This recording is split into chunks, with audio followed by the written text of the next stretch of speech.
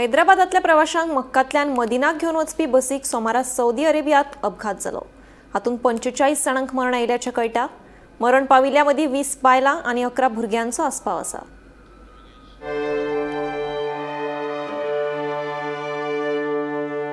हैदराबादातल्या प्रवाशांक मक्कातल्यान मदिनाक घेवन वचपी बसीक सोमारास सौदी अरेबियात अपघात जालो। मेळिल्ले म्हायती प्रमाण बसीन एका डिझेल टँकराक धपको दिलो। टँकराक धपको दिले उपरांत बस पेटली। ह्या अपघातात मरण पाविल्ले सगळे भारतीय आशिल्ल्याचे कळटा।